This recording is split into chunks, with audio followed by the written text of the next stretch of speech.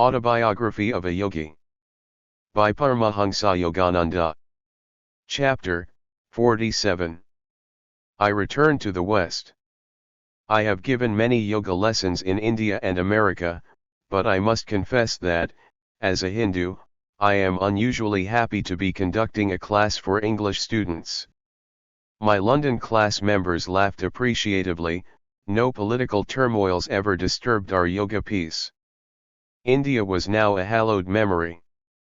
It is September, 1936, I am in England to fulfill a promise, given 16 months earlier, to lecture again in London. England, too, is receptive to the timeless yoga message. Reporters and newsreel cameramen swarmed over my quarters at Grosvenor House. The British National Council of the World Fellowship of Faiths organized a meeting on September 29 at Whitefield's Congregational Church where I addressed the audience on the weighty subject of how faith in fellowship may save civilization. The 8 o'clock lectures at Caxton Hall attracted such crowds that on 2 nights the overflow waited in Windsor House Auditorium for my second talk at 9:30. Yoga classes during the following weeks grew so large that Mr. Wright was obliged to arrange a transfer to another hall. The English tenacity has admirable expression in a spiritual relationship. The London yoga students loyally organized themselves, after my departure, into a self-realization fellowship center, holding their meditation meetings weekly throughout the bitter war years. Unforgettable weeks in England, days of sightseeing in London, then over the beautiful countryside. Mr. Wright and I summoned the trusty Ford to visit the birthplaces and tombs of the great poets and heroes of British history. Our little party sailed from Southampton for America in late October on the Bremen. The majestic Statue of Liberty in New York Harbor brought a joyous emotional gulp not only to the throats of Miss Bletch and Mr. Wright, but to my own. The Ford, a bit battered from struggles with ancient soils, was still puissant. It now took in its stride the transcontinental trip to California. In late 1936, lo! Mount Washington. The year-end holidays are celebrated annually at the Los Angeles Center with an 8-hour group meditation on December 24, Spiritual Christmas, followed the next day by a banquet, Social Christmas. The festivities this year were augmented by the presence of dear friends and students from distant cities who had arrived to welcome home the 3 world travelers. The Christmas Day feast included delicacies brought 15,000 miles for this glad occasion, gutka mushrooms from Kashmir, canned rasagola and mango pulp, papar biscuits, and an oil of the Indian kheera flour which flavored our ice cream. The evening found us grouped around a huge sparkling Christmas tree, the nearby fireplace crackling with logs of aromatic cypress. Gift time. Presents from the earth's far corners: Palestine, Egypt, India, England, France, Italy. How laboriously had Mr. Wright counted the trunks at each foreign junction, that no pilfering hand receive the treasures intended for loved ones in America. Plagues of the sacred olive tree from the Holy Land, delicate laces and embroideries from Belgium and Holland, Persian carpets, finely woven Kashmiri shawls, everlastingly fragrant sandalwood trays from Mysore, Shiva bull's-eye stones from central provinces, old Indian coins of dynasties long fled, bejeweled vases and cups, miniatures, tapestries, temple incense and perfumes, Swadeshi cotton prints, lacquer work, Mysore ivory carvings, Persian slippers with their inquisitive long toe, quaint. Old illuminated manuscripts, velvets, brocades, Gandhi caps, potteries, tiles, brasswork, prayer rugs, booty of 3 continents. One by one I distributed the gaily wrapped packages from the immense pile under the tree. Sister Gyanamata. I handed a long box to the saintly American lady of sweet visage and deep realization who, during my absence, had been in charge at Mt. Washington. From the paper tissues she lifted a sari of golden Benares silk. Thank you, sir, it brings the pageant of India before my eyes. Mr. Dickinson. The next parcel contained a gift which I had bought in a Calcutta bazaar. Mr. Dickinson will like this, I had thought at the time. A dearly beloved disciple, Mr. Dickinson had been present at every Christmas festivity since the 1925 founding of Mount Washington. At this 11th annual celebration, he was standing before me, untying the ribbons of his square little package. The silver cup. Struggling with emotion, he stared at the present, a tall drinking cup. He seated himself some distance away, apparently in a daze. I smiled at him affectionately before resuming my role as Santa Claus. The ejaculatory evening closed with a prayer to the giver of all gifts, then a group singing of Christmas carols. Mr. Dickinson and I were chatting together some time later. "Sir," he said, "please let me thank you now for the silver cup. I could not find any words on Christmas night. I brought the gift especially for you. For 43 years I have been waiting for that silver cup. It is a long story, one I have kept hidden within me." Mr. Dickinson looked at me shyly. The beginning was dramatic, I was drowning. My older brother had playfully pushed me into a 15-foot pool in a small town in Nebraska. I was only 5 years old then. As I was about to sink for the second time under the water, a dazzling multicolored light appeared, filling all space. In the midst was the figure of a man with tranquil eyes and a reassuring smile. My body was sinking for the third time when one of my brother's companions bent a tall slender willow tree in such a low dip that I could grasp it with my desperate fingers. The boys lifted me to the bank and successfully gave me first aid treatment. 12 years later, a youth of 17, I visited Chicago with my mother. It was 1893, the great world parliament of religions was in session. Mother and I were walking down a main street, when again I saw the mighty flash of light. A few paces away, strolling leisurely along, was the same man I had seen years before in vision. He approached a large auditorium and vanished within the door. A group of Ranchi students and teachers pose with the Venerable Maharaja of Qasim Bazar, at center, in white. In 1918 he gave his Qasim Bazar palace and 25 acres in Ranchi as a permanent site for my yoga school for boys. "Mother," I cried, "that was the man who appeared at the time I was drowning."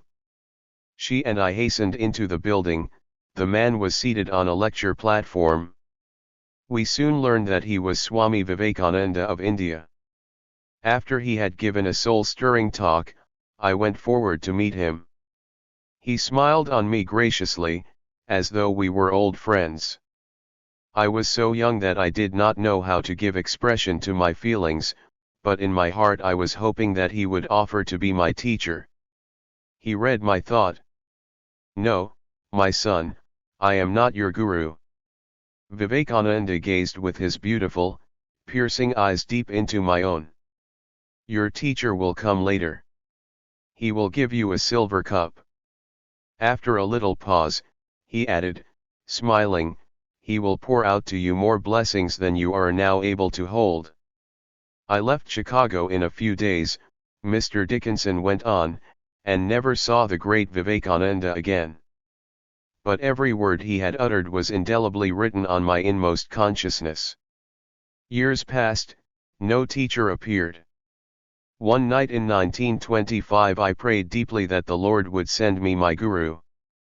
A few hours later, I was awakened from sleep by soft strains of melody.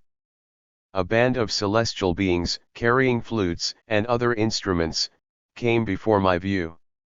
After filling the air with glorious music, the angels slowly vanished. The next evening I attended, for the first time, one of your lectures here in Los Angeles, and knew then that my prayer had been granted. We smiled at each other in silence. For 11 years now I have been your Kriya Yoga disciple, Mr. Dickinson continued. Sometimes I wondered about the silver cup. I had almost persuaded myself that Vivekananda's words were only metaphorical. But on Christmas night, as you handed me the square box by the tree, I saw, for the third time in my life, the same dazzling flash of light. In another minute I was gazing on my guru's gift which Vivekananda had foreseen for me 43 years earlier, a silver cup. Autobiography of a Yogi. By Paramahansa Yogananda. Chapter 48. At Encinitas in California. A surprise, sir. During your absence abroad we have had this Encinitas hermitage built. It is a welcome home gift. Sister Gyanamata smilingly led me through a gate and up a tree-shaded walk. I saw a building jutting out like a great white ocean liner toward the blue brine. First speechlessly, then with ohs and ahs, finally with man's insufficient vocabulary of joy and gratitude, I examined the ashram, 16 unusually large rooms, each one charmingly appointed. The stately central hall, with immense ceiling-high windows, looks out on a united altar of grass, ocean, sky, a symphony in emerald, opal, sapphire. A mantle over the hall's huge fireplace holds the framed likeness of Lahiri Mahasaya, smiling his blessing over this far Pacific heaven. Directly below the hall, built into the very bluff, 2 solitary meditation caves confront the infinities of sky and sea. Verandas, sunbathing nooks, acres of orchard, a eucalypti grove, flagstone paths leading through roses and lilies to quiet arbors, a long flight of stairs ending on an isolated beach and the vast waters. Was dream ever more concrete? May the good and heroic and bountiful souls of the saints come here, reads a prayer for a dwelling, from the Zendavesta, fastened on one of the hermitage doors, and may they go hand in hand with us, giving the healing virtues of their blessed gifts as widespread as the earth, as far-flung as the rivers, as high-reaching as the sun, for the furtherance of better men, for the increase of abundance and glory. May obedience conquer disobedience within this house, may peace triumph here over discord, free-hearted giving over avarice, truthful speech over deceit, reverence over contempt. That our minds be delighted, and our souls uplifted, let our bodies be glorified as well, and O Light Divine, may we see Thee, and may we, approaching, come round about Thee, and attain unto Thine entire companionship. This self-realization fellowship ashram had been made possible through the generosity of a few American disciples, American businessmen of endless responsibilities who yet find time daily for their Kriya Yoga. Not a word of the hermitage construction had been allowed to reach me during my stay in India and Europe. Astonishment, delight. During my earlier years in America I had combed the coast of California in quest of a small site for a seaside ashram. Whenever I had found a suitable location, some obstacle had invariably arisen to thwart me. Gazing now over the broad acres of Encinitas, humbly I saw the effortless fulfillment of Sri Yukteswar's long ago prophecy, a hermitage by the ocean. A few months later, Easter of 1937, I conducted on the smooth lawns at Encinitas the first of many sunrise services. Like the Magi of old, several hundred students gazed in devotional awe at the daily miracle, the early solar fire right in the eastern sky. To the west lay the inexhaustible Pacific, booming its solemn praise, in the distance, a tiny white sailing boat, and the lonely flight of a seagull. Christ, Thou art risen. Not alone with the vernal sun, but in the eternal dawn of spirit. Many happy months sped by, in the peace of perfect beauty I was able to complete at the hermitage a long projected work, Cosmic Chants. I set to English words and Western musical notation about 40 songs, some original, others my adaptations of ancient melodies. Included were the Shankara chant, No Birth, No Death, 2 favorites of Sri Yukteswar's, Wake, Yet wake, O my saint! And desire, my great enemy, the hoary Sanskrit hymn to Brahma, old Bengali songs, what lightning flash! And they have heard thy name, Tagore's who is in my temple. And a number of my compositions, I will be thine always, in the land beyond my dreams, come out of the silent sky, listen to my soul call, in the temple of silence, and thou art my life. For a preface to the songbook I recounted my first outstanding experience with the receptivity of Westerners to the quaintly devotional airs of the East. The occasion had been a public lecture, the time, April 18, 1926, the place, Carnegie Hall in New York. Mr. Hunsaker, I had confided to an American student, I am planning to ask the audience to sing an ancient Hindu chant, O God Beautiful. Sir, Mr. Hunsaker had protested, these Oriental songs are alien to American understanding. What a shame if the lecture were to be marred by a commentary of overripe tomatoes. I had laughingly disagreed. Music is a universal language. Americans will not fail to feel the soul aspiration in this lofty chant. During the lecture Mr. Hunsaker had sat behind me on the platform, probably fearing for my safety. His doubts were groundless. Not only had there been an absence of unwelcome vegetables, but for 1 hour and 25 minutes the strains of O God Beautiful had sounded uninterruptedly from 3,000 throats. Blasé no longer, dear New Yorkers, your hearts had soared out in a simple paean of rejoicing. Divine healings had taken place that evening among the devotees chanting with love the Lord's blessed name. The secluded life of a literary minstrel was not my role for long. Soon I was dividing every fortnight between Los Angeles and Encinitas. Sunday services, classes, lectures before clubs and colleges, interviews with students, ceaseless streams of correspondence, articles for East-West, direction of activities in India and numerous small centers in American cities.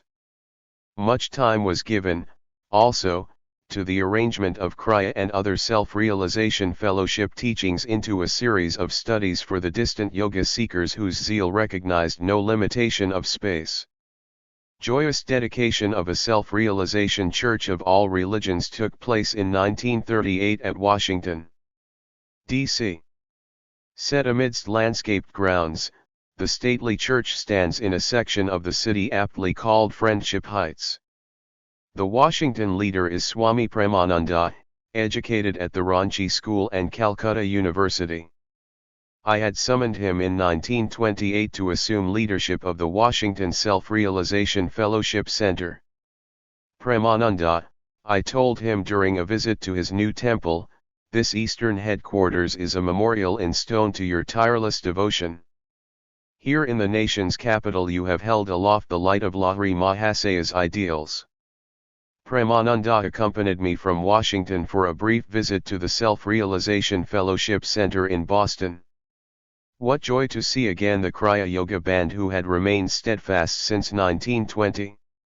The Boston leader, Dr. M. W. Lewis, lodged my companion and myself in a modern, artistically decorated suite. Sir, Dr. Lewis said to me, smiling, during your early years in America you stayed in the city in a single room, without bath. I wanted you to know that Boston possesses some luxurious apartments. The shadows of approaching carnage were lengthening over the world, already the acute ear might hear the frightful drums of war. During interviews with thousands in California, and through a worldwide correspondence, I found that men and women were deeply searching their hearts. The tragic outer insecurity had emphasized need for the eternal anchorage. We have indeed learned the value of meditation, the leader of the London Self-Realization Fellowship Centre wrote me in 1941, and know that nothing can disturb our inner peace.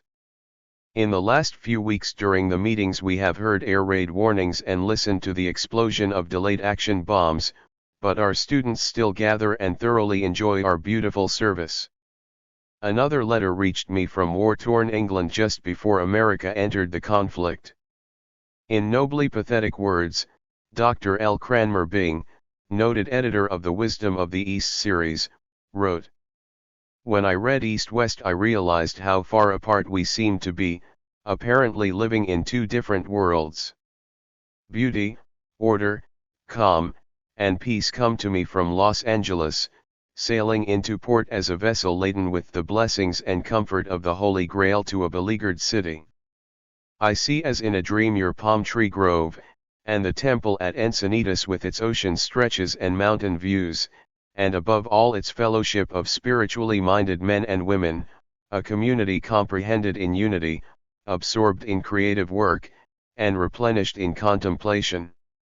It is the world of my own vision, in the making of which I hope to bear my little part, and now. Perhaps in the body I shall never reach your golden shores nor worship in your temple. But it is something and more, to have had the vision and know that in the midst of war there is still a peace that abides in your harbors and among your hills.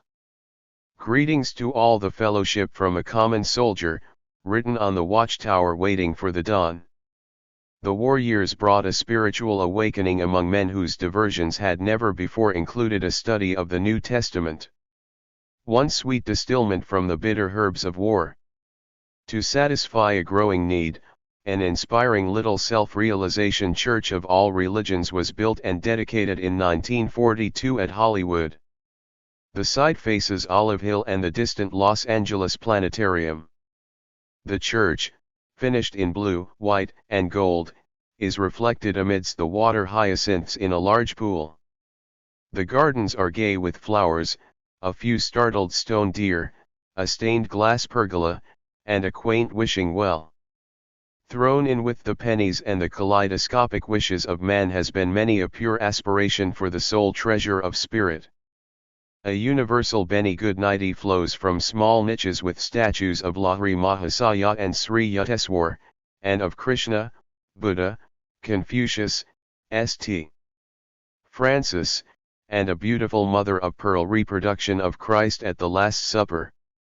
Another self-realization church of all religions was founded in 1943 at San Diego. A quiet hilltop temple, it stands in a sloping valley of eucalypti, overlooking sparkling San Diego Bay. Sitting one evening in this tranquil haven, I was pouring out my heart in song. Under my fingers was the sweet-toned organ of the church, on my lips the yearning plaint of an ancient Bengali devotee who had searched for eternal solace.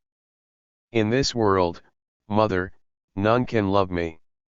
In this world they do not know love divine. Where is their pure loving love?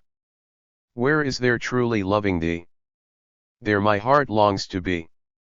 My companion in the chapel, Dr. Lloyd Kennill, the San Diego Center leader, was smiling a little at the words of the song. Tell me truly, Paramhansaji, has it been worth it? He gazed at me with an earnest sincerity. I understood his laconic question, have you been happy in America? What about the disillusionments, the heartaches, the center leaders who could not lead, the students who could not be taught? Blessed is the man whom the Lord doth test, Doctor. He has remembered now and then to put a burden on me. I thought, then, of all the faithful ones, of the love and devotion and understanding that lay in the heart of America. With slow emphasis I went on, but my answer is, yes, 1,000 times yes. It has been worthwhile, it has been a constant inspiration, more than ever I dreamed, to see West and East brought closer in the only lasting bond, the spiritual. Silently I added a prayer, may Babaji and Sri Yukteswarji feel that I have done my part, not disappointing the high hope in which they sent me forth. I turned again to the organ, this time my song was tinged with a martial valor. The grinding wheel of time doth mar full many a life of moon and star and many a brightly smiling morn, but still my soul is marching on. Darkness, death, and failures vied, to block my path they fiercely tried. My fight with jealous nature's strong, but still my soul is marching on. New Year's week of 1945 found me at work in my Ensenada study, revising the manuscript of this book. Paramhansaji, please come outdoors. Dr. Lewis, on a visit from Boston, smiled at me pleadingly from outside my window. Soon we were strolling in the sunshine. My companion pointed to new towers in process of construction along the edge of the fellowship property adjoining the coast highway. Sir, I see many improvements here since my last visit. Dr. Lewis comes twice annually from Boston to Encinitas. Yes, Doctor, a project I have long considered is beginning to take definite form. In these beautiful surroundings I have started a miniature world colony. Brotherhood is an ideal better understood by example than precept. A small harmonious group here may inspire other ideal communities over the earth. A splendid idea, sir. The colony will surely be a success if everyone sincerely does his part. World is a large term, but man must enlarge his allegiance, considering himself in the light of a world citizen, I continued. A person who truly feels, the world is my homeland, it is my America, my India, my Philippines, my England, my Africa, will never lack scope for a useful and happy life. His natural local pride will know limitless expansion, he will be in touch with creative universal currents. Dr. Lewis and I halted above the lotus pool near the Hermitage. Below us lay the illimitable Pacific. These same waters break equally on the coasts of West and East, in California and China. My companion threw a little stone into the first of the oceanic 70 million square miles.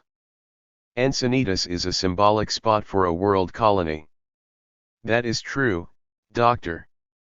We shall arrange here for many conferences and congresses of religion, inviting delegates from all lands. Flags of the nations will hang in our halls. Diminutive temples will be built over the grounds, dedicated to the world's principal religions. As soon as possible, I went on, I plan to open a yoga institute here.